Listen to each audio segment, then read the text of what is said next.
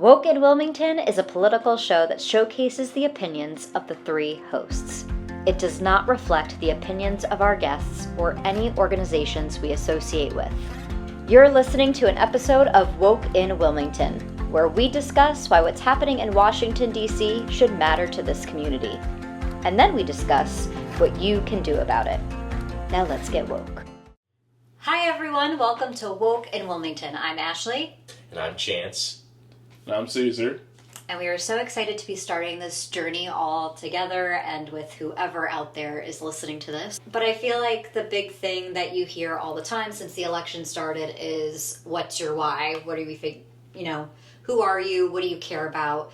So this first episode, we're going to make sure to introduce you to ourselves and inspire you to choose your why. So Chance, we'll start with you. Just give us, before I do that, this little character, we have named him Jeffrey. That is what he has been christened as, to make sure that we don't start talking over each other and, being kumbaya in this. Mm-hmm. If anybody gets off topic or starts, it gets a little too intense, you will hear this noise from Jeffrey.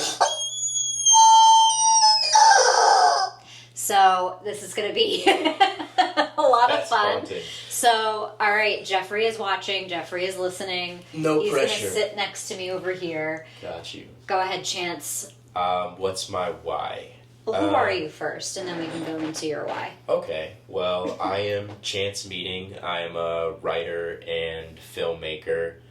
You can find me at The Real Chance Meeting on most platforms, YouTube and social media. And ever since the start of this administration, I and my buddy Caesar over here have been making political content on YouTube while also making an effort to document the dissent happening on the ground. And what's my why? The reason why we're doing this is just seeing the overwhelming injustice in the world ramp up to such a boiling point, and the rise of fascism in this country, and just being against all of that like any upstanding American should, and wanting to be a part of the opposition to that fascism that will inevitably affect us all. That's good spirits I see that you live in your head. Yeah, right. Every day. All right. Well, Caesar, your turn. Introduce everybody, you to the world. I was brought up in a very milquetoast way of life growing up, and I joined the military in my young adulthood.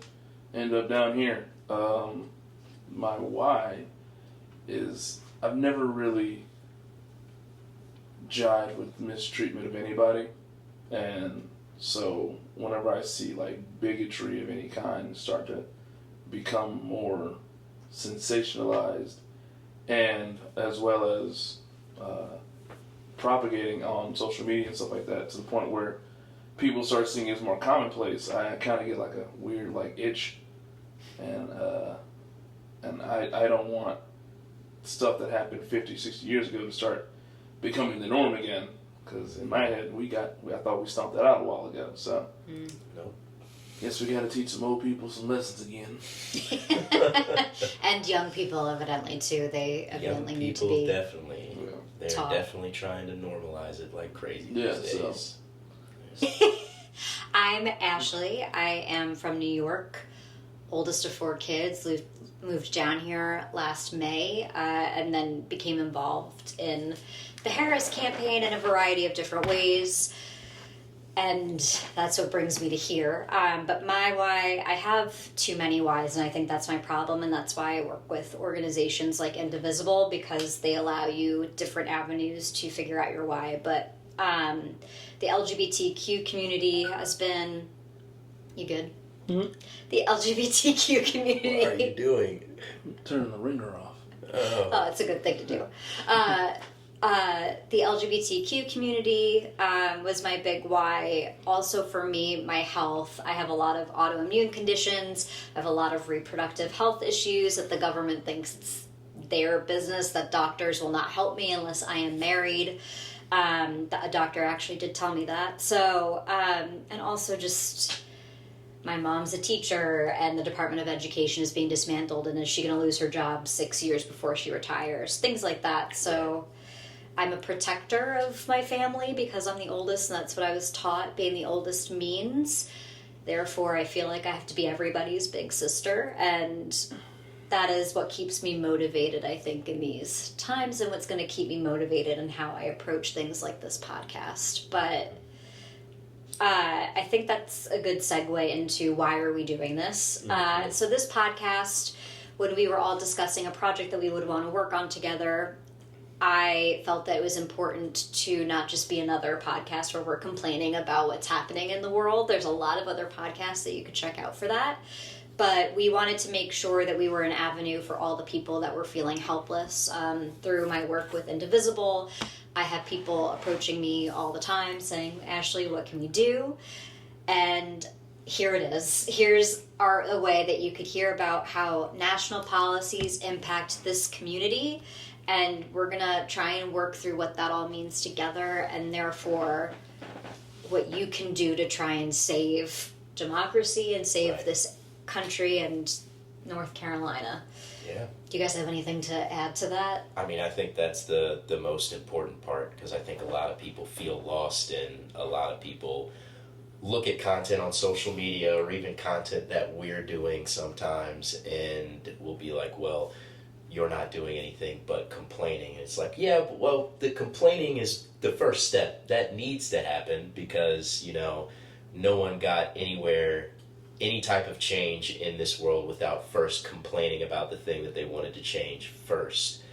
But the fact that we also want to provide avenues for people to do something about the things that they're complaining about, to not just feel hopeless, to be able to look towards people like us and say, hey, they're doing this, they're offering all of these avenues, there are tangible things that we can do, and go out and become part of organizations or get involved in the community or be a part of protests, stay informed, inform others. There's all kinds of things that people can do to actually do something. And so I think that's one of the most important things, with this podcast, is being able to provide people some answers and some options. Yeah. I think it's also good to be that more localized voice in a sea of just everything. I know you'll see things on the internet and see things on the news, and you'll be like, well, what could I possibly do to help the whole country? And it's like, right. Sometimes you gotta minimize that and go, what can you do in your immediate vicinity?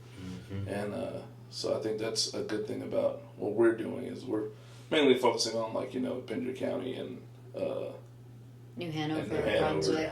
Yeah, it stretches between those two. So I mean, but ultimately it's localized state type stuff. So that's a lot easier to digest than trying to figure out what can I do to when do I got to go to the next protest halfway across the country or something like that. So well, that's a good thing about the protests happening now. The unprecedented mass protests, they're happening everywhere. Literally, if you live in America, they're happening somewhere near you in your state, every single state. So there's no excuse. If you want to do something, there are options for everybody to do something. And you can go check Mobilize. That's a great site to check and see where those things are happening closest to you. And if you want to organize that protest, perhaps we could do an entire episode on what does that mean to organize a protest. And it's not that difficult to actually do. It just requires an ounce of bravery and effort. Having your name to be on paperwork. But other than that, it's a pretty easygoing process, at least that has been in this area so far. I don't want to jinx us, but I also, it comes to mind as you guys are both talking, particularly you, Caesar, of just teaching people again about history and why history is so important. There's that saying of the farther backward you go, the farther forward you're able to see. And so I don't think we need to go backward to the beginning of time, but I do think it's important to go back a couple months. North Carolina in particular was such an important state in this election. And I know I did a lot of phone banking in my volunteering part of the Harris campaign and what I did for them, and heard a lot from people of what their whys were. Why did the state turn blue for Josh Stein for our governor, but yet voted for Trump? And a lot of, the reasons why that happened, misinformation obviously being a big one, but what do you think motivated people to go out for the polls and why they supported Trump, even if they may have voted for Josh Stein as the governor? I mean, I think you touched on it pretty well. I think it was propaganda and fear-mongering. I think that is the meat and potatoes of the reason why we've gotten back to a Trump presidency after the nightmare that the first Trump presidency was, after the divisive and hateful rhetoric, the white supremacists coming out of the woodwork. It seems like a lot of people forgot just how bad the country was and the culture of the country was during the Trump presidency. And I think a lot of what got us back to this point was just the chokehold that the far right had on social media, backed by the vetted interest of those that control social media. I think Trump was the one that capitulated to big money the most, and was obviously the most corrupt person and easily corruptible for those types of people. So yeah, I think there was just a huge campaign of misinformation, propaganda that was like a wave over our culture that got us to this point. Yeah. You touch on a lot of interesting points. I was actually speaking to my brother the other day, and we were kind of talking about like why and stuff like that, why people flipped back to Donald. And he had an interesting point. He was like, people, like, mostly like I don't want to say like the uneducated masses, but like the people that don't really put too much of their active thinking upon politics and stuff like that. They're worried about other stuff. But people usually function off of, what have you done for me lately? And to the average American, between Biden and Trump, between Trump's first and Biden's time in, whereas you can write down, we can bring up all the facts and charts and stuff about that about all the changes Biden brought to fix all the stuff that Donald Trump messed up the first time. But people don't really see that. They only see the things that they actively care about, which is like their paycheck or things that actively affects them. So for them, nothing really changed in between the end of Trump's presidency the first time and all of Biden's presidency, because we were also dealing with COVID. So from their perspective, it's like, well, nothing changed, even though a lot did. Nothing to the average person changed. So all they do is look at the last guy who was in and go, and like, what have you done for me? And like I said, we can bring up all the charts and all the stuff saying, this is what I did. But to them, it's like, I didn't feel any of that, nor did I see any of that. So therefore, you did nothing for me. I'm going to go back for the other guy who's saying he's going to fix that. Which is insane, because the other guy, tried to overthrow the election with a violent insurrection. So people will... It was just a tourist group it wasn't. Going through the Capitol. Not at all. It was, I never saw a lot of overwhelming violence. Well, guys, he said he didn't make them do it, so therefore we have to blame the people themselves for doing that. If you actually look into his rhetoric during the day, not only the tweets that he was sending out, the people around him that were closest to him that were speaking during that day, but the people around him that were closest to him that have since admonished his behavior on what he was doing in person that day, he tried to overthrow the election and used an angry mob of people, a lot of them white supremacists, that he then pardoned afterwards. Yeah. On that note, though, of the misinformation, which I think it's important to note that Fox News has since had to pay a ton of money for their... $880 million, I think. So to talk about, unfortunately, that if you only watch Fox News, you're not hearing about that stuff. But I think it's also important of North Carolina, what was happening leading up to the election are the hurricane that went through. Asheville in particular got really destroyed. And a lot of people that I would phone bank with and say, a lot of the answers I got were they believed Trump's truths on his platform, whatever that is, saying that the Biden-Harris administration were not doing anything, that they were taking funding away from helping out from organizations that were going to help boots on the ground, all of which have been proven, and I did point those folks that I spoke to the correct websites and if they needed funding of where they could go to get it because it was available to them. But $750, which is crazy that big. That was something that Trump campaigned on. Everything that he campaigned on was lies, but that's not funny because of the damage that was done to the people of North Carolina, especially in Appalachia, and how they were seeded with so much misinformation, not only misinformation, but distrust in FEMA who were there to help. So there were people that weren't accepting help because of the conspiracy theories that were going around. And that was something that I heard touted a lot.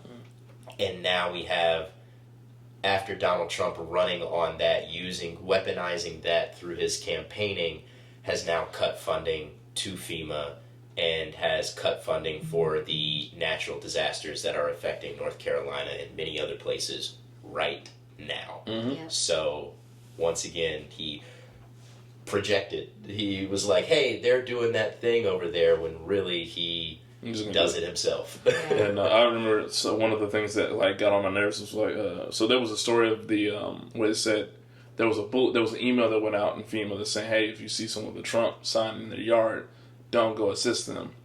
And that was the big news story that was going all over the place. MSNBC was reporting it, CNN was reporting it, Fox was reporting it. It was all over the internet. And come to find out that there was a whole backstory to that. And it was only part of the story. It was it wasn't that they were saying, hey, don't help people with the Trump sign in their yard. It was, hey, because of all the... Be careful. Yeah, it was be careful.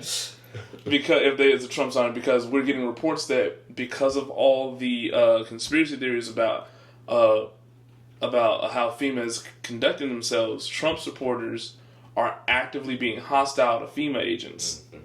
And it wasn't it was all Trump supporters. It was a lot of Trump supporters were.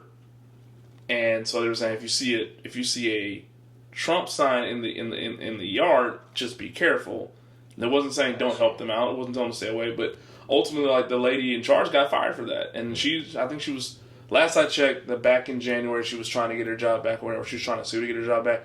I don't know what happened to it after that, but that's just how that ended up panning out. And I kind of had a feeling that was going to be the case when the first reports came out, because I was like, that doesn't make any sense for, an organization to deliberately avoid people or not help people in a situation like that because a political sign in their yard. I was like, that's just not... That's not something that FEMA would ever do. Yeah. Not something that FEMA would ever do in a under a sane administration. But it's just wild how the media will wrap their little fingers around misinformation to just inflame so much divisiveness, instead of focusing on the actual efforts of the people who were helping during that time. I remember Sneeze Ferry in Surf City, where we operate out of. We showed out. We were buying non-perishables, electronics and stuff like that, putting them in a big old trailer and sending it down to the guys. My roommates at the time, him and his military buddies all got together and they went down to Asheville. Ended up getting turned around because so many people were going to help out. So many American citizens were going to help out. That was another thing that people kept saying, hey, they're turning away aid, they're turning away all this aid. No, it was just too many people. You can't have all of those people in a disaster zone. Yeah. Even my roommates understood. They were like, it was just too much stuff going on, so they wanted to mitigate. So it's not that they were turning they weren't actively turning aid around. It was like, if you brought stuff, they're like, we'll take the stuff, thank you. But like, when it comes to volunteers trying to help out and stuff, it was like, listen, unless you have professionals. Yeah, unless you have like valuable skills that'll be helpful and stuff like that, we just don't want to run the risk. And it's just things like that. So it was like, there were so many people, regular Americans, actively doing something to try to help out. And I think that when you have a situation like that, and then you have the news coming in and saying the people that we expected to do all the helping is not doing the helping, like that was enough to like turn all the working class people just turn them into an uproar, because it's like, well, we're helping out, why can't you? All of that exacerbates the situation of the people that actually need help in those moments. But a lot of the country had no qualms doing that. No. So, also, I think we've covered environment pretty thoroughly. But Definitely. the other things, which was pretty similar to the rest of the nation, was the economy. Although Biden and Harris administration were doing things that were helping, You brought the economy back. Yeah, they were bringing it back, but people just weren't feeling it Right. in their pocketbooks, which is understandable, because to be honest, I wasn't feeling it quite either. Which I think is indicative of a much larger problem. Oh yeah, Which one I am not smart enough to understand. I'm just going to be real with that. corporations, corporatism, and like keeping your prices up high, just because your customers will pay it anyway. Yeah, it's like it's kind of the system of unchecked capitalism that we have that prioritizes profit over people. I'm going to tell you, this is going to be a brief little aside, but it has to do with this. If you want to understand how corporations constantly screw over their customer base, just look at the video game industry, because like it is a textbook. It is textbook. It's like, so the video game industry is constantly pushing the envelope of, we're going to increase the price. Yeah, we're going to increase the price of a thing that you really want, and we're not going to fight increase the quality. And you won't. No, the quality will stay the same, if anything. And it's like, here's the thing: you will buy it, and it happens every time. People will complain about it. We'll start like videos we made about like, EA can't do this or Ubisoft can't do this, and now how dare they? And then guess what happens? The new PlayStation 72 comes out. And it's like $9,000, and somehow they get sold out overnight. And it's like, well, okay. Hopped off that train a while ago. And it's like, companies will publishers will shut down smaller companies that they own left, right, and center because it didn't hit profit margins, despite the fact you can read the charts and says, well, that game did really well. Doesn't matter. It didn't fit what they wanted, so they'll just slice stuff off, cancel games, make the price go up, and they'll say, we have to make up for costs, and people complain, and nothing will change, and it just goes on like that. So it's like, that's in a small niche block, like that is what happened, and that's on a grand scale of the American people. Literally everything. That is the wonders of capitalism. Yeah, and it's like, you will pay more and you will like it. Always snowballs to this point of fascism that we're in right now.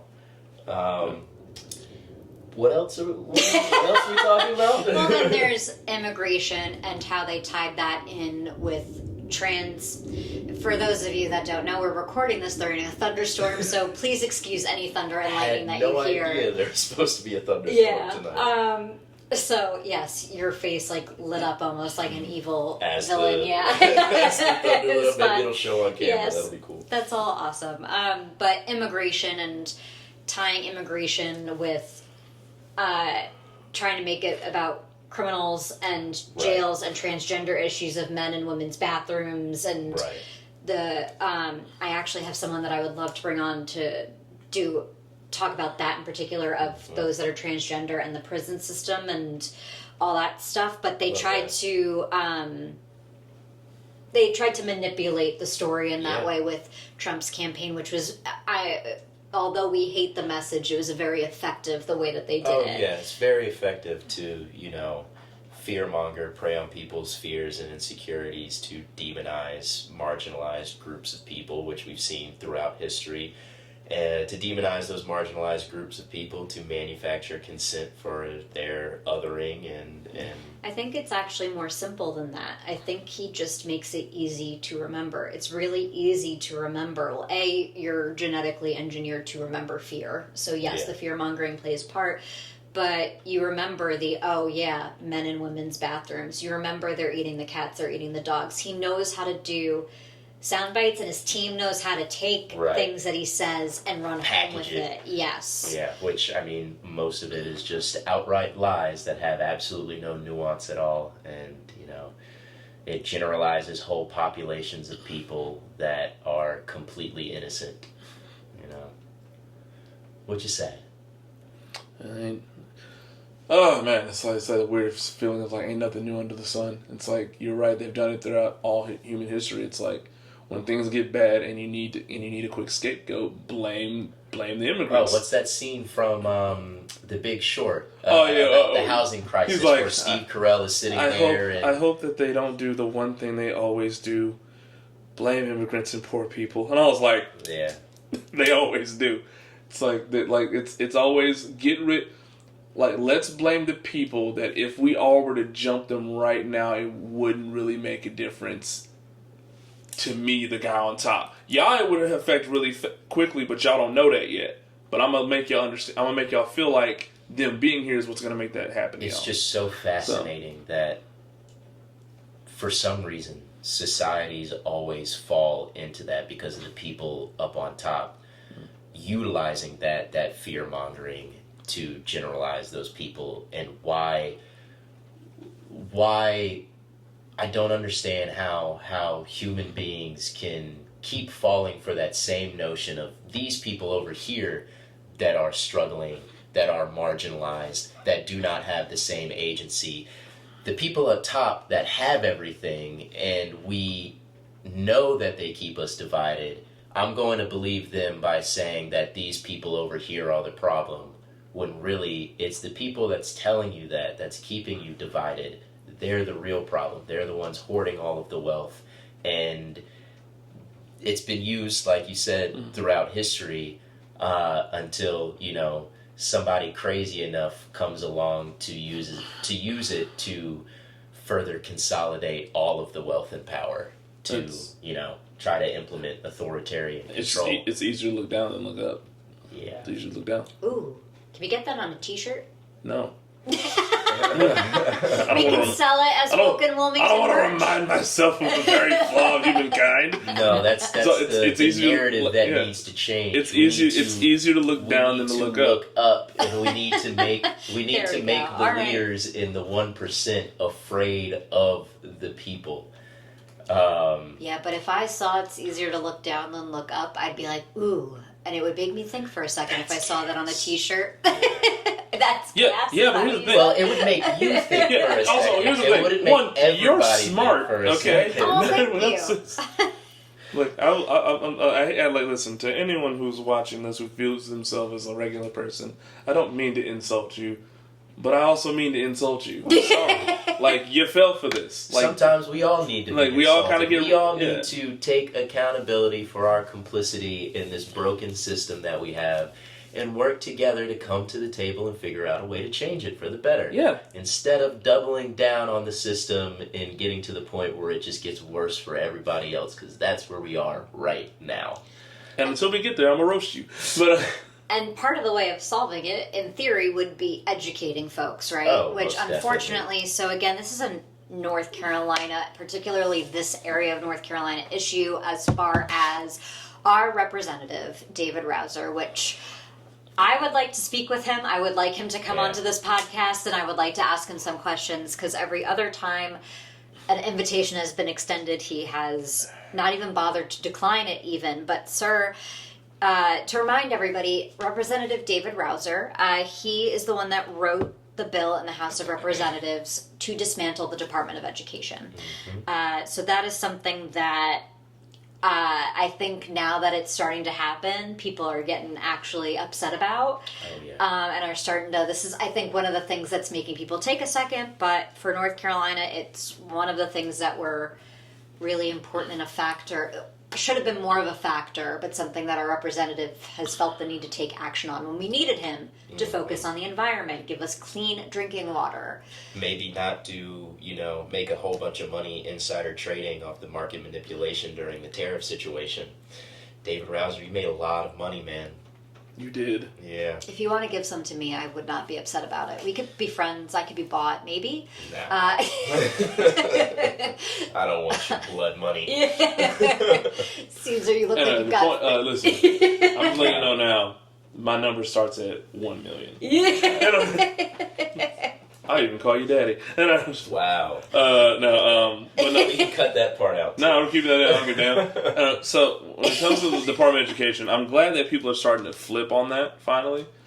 I hate that they took so long to flip on that, because for me, I'm going to say this now. Nobody knew what the hell the Department of Education actually did.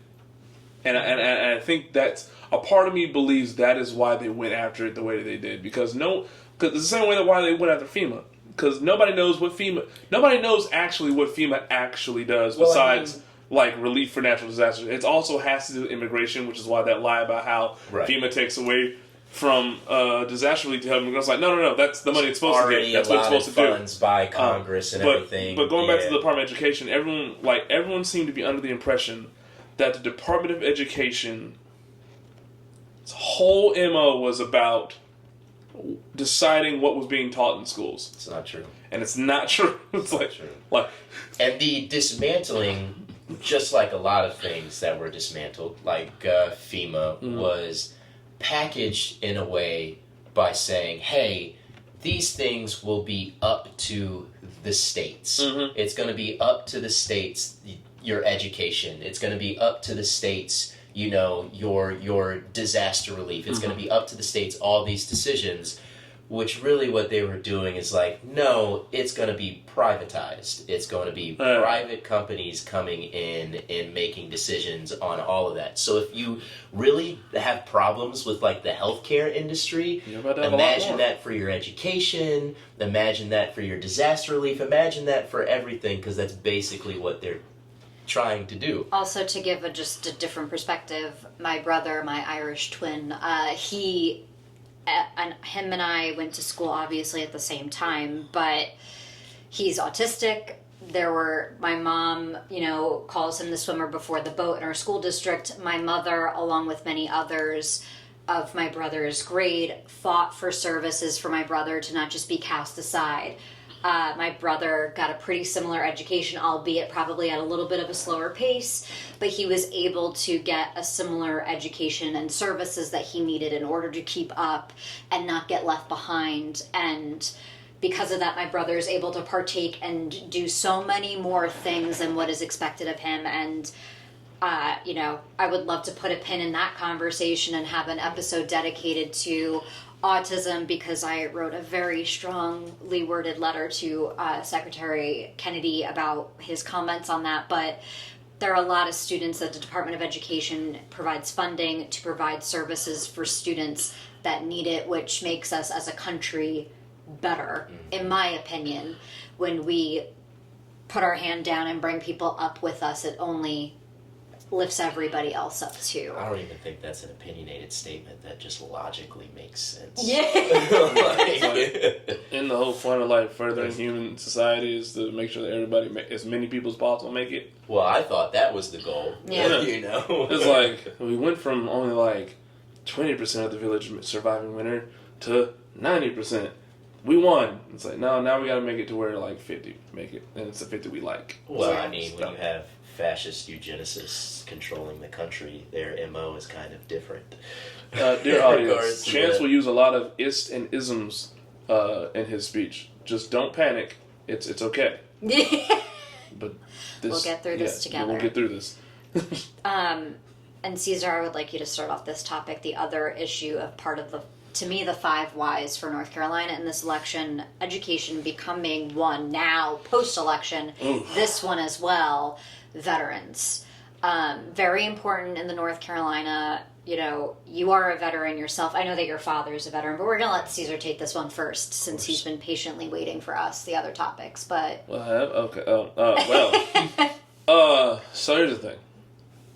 A lot of people look up to us to have something to say or to, lead, because obviously we come from a organization that encourages these things and us to be able to perform these things. But I'm going to speak for myself for a second and give my opinion on this. I think that right now, at least from my end, I feel that we, as veterans, are constantly being used as bargaining chips politically. And all we see, and it doesn't matter who's in office, all we see is that you all scream for us to get justice. You scream for us to have things being done properly. You scream for us to be treated fairly. And then when the time comes, crickets. And so we end up doing it ourselves. We end up screaming. We end up, maybe putting stuff together.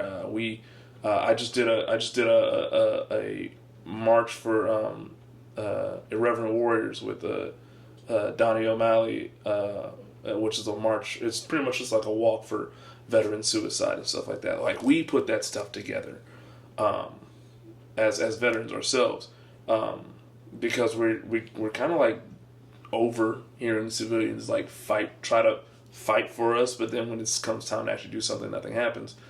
So I do think because of that, once we get past that whole mess of noise, it still is important for us veterans to step up and make as much noise as possible, because despite the fact that we feel this way, at least in my opinion, we feel this way, I also know that we're also looked up to regardless. And so whenever we speak, it legitimizes a lot of movements and stuff like that. Like, it's one thing to say, hey, they're doing this, and the third to you, but then when veterans stand up, especially older veterans stand up and say, no, yeah, they're doing this to you because they did it to me, and it's like suddenly it's like, oh, now I really gotta get involved because they're hurting our veterans. And so it's like this weird double-edged sword for me, where it's just like people will constantly use us as bargaining chips, but at the same time we kind of have to be the bargaining chip because it at least motivates some people to do something. It's so and I feel like this with a lot of administrations, but their approach to veterans throughout our history, I mean, you guys are the people that go and put your life on the line to fight for the country and fight for the freedom of Americans. And yet it seems a lot of the culture around that with our government is performative, and it's like, why have we always had so many homeless veterans, or why we have, all these veterans that are not taken care of? And going back to the Trump administration, that whole administration, Trump himself loves to talk so much about support for the veterans, and then goes right around and starts gutting the VA and starts taking money from the VA and firing people in the VA, knowing that will affect a lot of people's benefits and a lot of the programs within there that veterans benefit from. And it's just performative. So, yeah, I mean, you said veterans got to come out and speak for themselves. And I think they definitely have been. We went to the Veterans March in March. I think it was March. Yeah, it was 3/14. Yeah, March 14th. We went to the Veterans March in D.C. And there will be, I hope this video we'll probably get this video out before then, but there is another Veterans March happening in Washington, D.C. on June 6th, the anniversary of D-Day, and we'll be out there, and so will thousands of other veterans marching for their benefits and upholding their oath to the Constitution. Mm-hmm. the oath. That's a conversation for another day. We're going to get into this a lot more. Cliff Cash is doing really great work for veterans and bringing awareness, and this can kind of segue of, this is the last of the whys of North Carolina and going to what we've been doing about it and what I've been doing about it. I have to, check myself before I wreck myself in the veterans regard of no one in my family has ever made the sacrifice. I have relatives that do express outrage, and I put it in quotes because maybe they give donations, but beyond that, I don't know what anybody is doing. And post-election, one of the biggest things that I have gotten involved with is veterans' rights and researching, and I'm learning so much, and I'm sure the both of you are going to teach me a lot more from both of your life's experiences, and I can't wait to learn more. And we will have a whole episode dedicated, maybe multiple episodes I'd like to dedicated. have my dad on. Yes. To be honest, he's a 33-year Navy veteran. He is a very highly intelligent person, one of the smartest people that I know, and he is a very great conversationalist. I did a video with him that was like an hour-long conversation that we had to edit down to like 20-something minutes, where we just talked about the gutting of USAID that he worked closely with because he was the naval medical mission planner to Africa when we were stationed in Italy. So he worked very closely with USAID and was able to provide so much insight on what it was and what it would mean to dismantle it. I would love to have him on. I love talking to your dad. I think we're going to have a lot of episodes in regards to veterans because there's so many. It's too broad of a topic, I think, with veterans. But I will give a thank you to you, a thank you to your dad, a thank you to all of you that are listening that have served.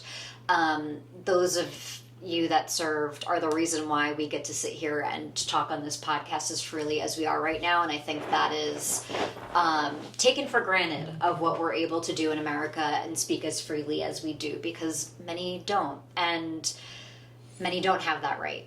But again, as we're taking this to, well, what are we all doing about it? One of the things that I'm doing about it is I oversee a veterans committee all through the lens of running and working with my partner, Lauren, not my romantic partner, father, because he did think that that's what I meant. But my business partner, Lauren, for Indivisible Wilmington, which has given me a sense of purpose in this time and trying to help as many people and causes as I can. But how about you guys? What do you feel like you've gotten into, focused on? What has kept you guys motivated, and what have you been doing since the election, besides debating with each other on long car rides? On the daily.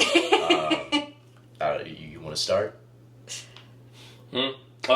Or I can, if you're lost in thought. Yeah, I was thinking of an idealistic way to give my why on this one, and I got lost in thought. But no, you go first.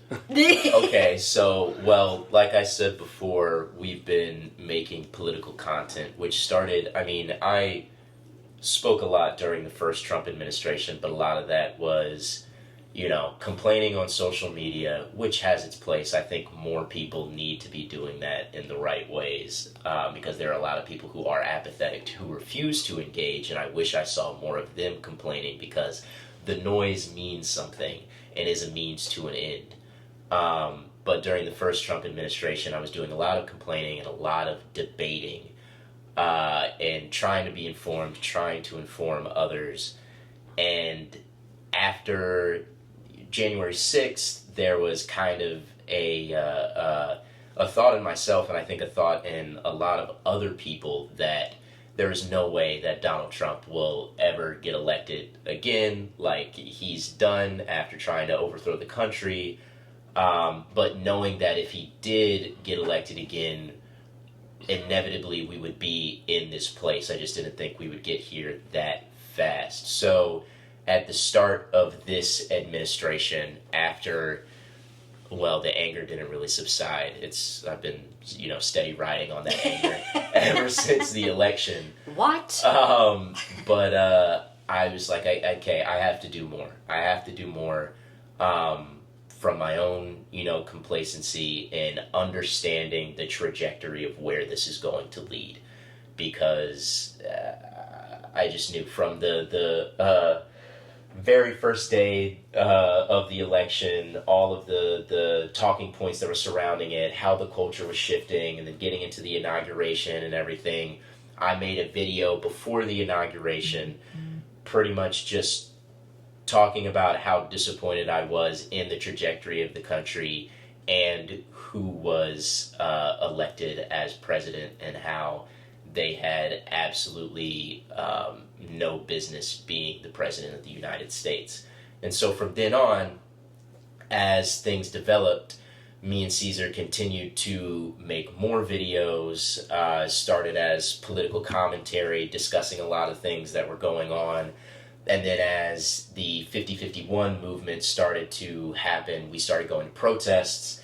And that's where I think we kind of really found our niche, because we still kept doing political commentary videos, and we kind of switched from, doing like talking videos like this to more like artistically edited kind of propaganda that was showcasing what was going on in a very palatable way.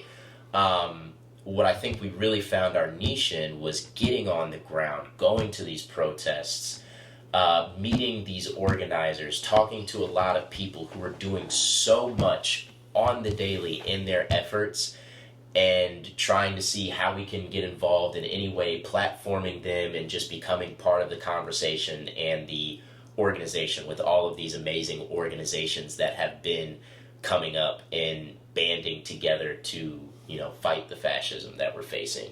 I think that is this movement that we're seeing is something that I definitely didn't expect, but thank God it's happening, because it's necessary, and very grateful that we've been able to be a part of that and be a part of the conversation. And that's one of the best things that you can do. And that, I think, is also one of the most positive things that we encounter during this, is just the solidarity and the community you find with like-minded people. Even if you're not agreeing on particularly everything, if you disagree with the trajectory of this administration and the trajectory of where this country is going right now, get out onto the street and organize with people, and I promise you it will be most likely a very, very positive development. So we'll be in DC June 5th through 8th, a whole weekend of protest operations. That's my positive. So come out and join us. To go back to DC. Oh, very excited. Always excited, because I love DC. I've loved DC ever since I was a kid. Love being at the Smithsonian, being on the National Mall. I just love the atmosphere there, and love any excuse I get to go there, even though, don't want to be in the throes of fascism that we're in. But anytime we can get out to DC is a great time, because it's a great place to be. Are we going to get to go to the museums this time? Probably not. Probably not. We have work to do. We have to do a weekend trip where we go and just go to the museums for sure. I won't go to the museums. All right. How about you? What's your positive? Oh, man. So my positive, I finished Andor Season 2. I also finished Andor Season 2 and then immediately watched Rogue One. And when I tell you that I wanted to buy a blaster for Walmart and cosplay as a rebel, like I did when I was a child, man. But it's one. If you haven't watched that, watch it. You will become radicalized. It's necessary viewing during these times. It's a great parallel, a great mirror to what's happening in this country right now. Apparently, it's led to the show has led to an interest in Star Wars Battlefront 2 again. So people are playing Battlefront 2 again because of the show. And so that's where the memes you'll start seeing for Battlefront 2 are coming from. I was like, why are these Battlefront 2 memes coming up? It's like, because Andor's Season 2's out, and everyone's been like galvanized to like join the rebellion. So, so it's that's a fun little like pop culture fusion thing going on. But I finished that. That's it. Just Yeah. one. You only Yeah. get one Yeah. positive a week. Yeah. Awesome. I'm gonna. All right. Well, you just made me think of another one. My positive this week. I read all 8 books this week from a series, Throne of Glass. Wait, you read? Wait. Wait, like you finished the series? I finished the whole. Or you read all 8 books in 1 week? Both. This author. I'm a fast reader. I read things very quickly. Apparently. Yeah. Yes. They're like that big, aren't they? Mm-hmm. Nah. Okay. The characters that she writes, I love that it's always a female going into battle, and she's like gonna, put it on to better ways and better pathways. Sarah J. Maas, she's really great. But Throne of Glass is like... All right, listen, You identify with it. Yes, Wait, I'm gonna ask you yes. listen. But the Throne of Glass series in particular is a little bit more politically skewed, whereas A Court of Thorns and Roses is like a great romance series. That's what I was gonna ask. Yeah. Is it a romance series, or is it like one of those like? It has romantic elements to it, of course, but... Everything does. Yes, because... Everything does. I mean, yes, but I mean, like, I like living vicariously You know what I'm through talking others and their happiness. No, it's not smut. It's not smutty. There's a little bit of it, but it's not like A There's Court a of Thorns and little bit of Roses. it. But it was my positive of the week that it made my cousin and my best friend very happy that I finished Awesome. it. So, and got to it and did it out. So, I think that's it for this week, right? Yeah. So, very important. If you want to keep following us and knowing when our next episode is coming out, make sure to follow us on all social media platforms. You can follow us. We have a YouTube channel, likely how you're watching this, and listening to this on anywhere where podcasts are available. And then if you want to follow us on Facebook and Instagram, we are Woke in ILM. For those of you that don't know, ILM is the way you abbreviate Wilmington. So Woke in ILM on Instagram and on Facebook. What now? why is it ILM? I don't know, but Woke in Wilmington That's is how Wilmington. you can find us on Facebook. If you want to let us know about topics that you're interested in, want to hear us break it down and how it matters to this community, please feel free to reach out at wokeninilm@gmail.com. Are we going to put this in writing? Yeah, we'll put it in writing. Okay, great. It's probably being right here and- when yeah. it pops up. Yeah. Don't forget to like and subscribe and hit the notification bell and comment, and on Spotify give us 5 stars, all of those things. Just show us some love so that we can get this message out to more people. Yes, and just feel free to let us know, again, what topics that you are interested in, because I put a pin in a lot of stuff. We're going to get to all of it, but we really want to hear what you guys want to hear from us. Our next topic is going to be on immigration. We're starting off nice and easy. See you next time. Bye. Bye. Thanks for listening to this episode of Woke in Wilmington. Be sure to follow us on Instagram at WokeInILM and Facebook at Woke in Wilmington. You can write to us on wokeinwilmington@gmail.com, and if you really love hanging out with us, be sure to follow our Patreon page. You'll find that in the show notes. Stay woke!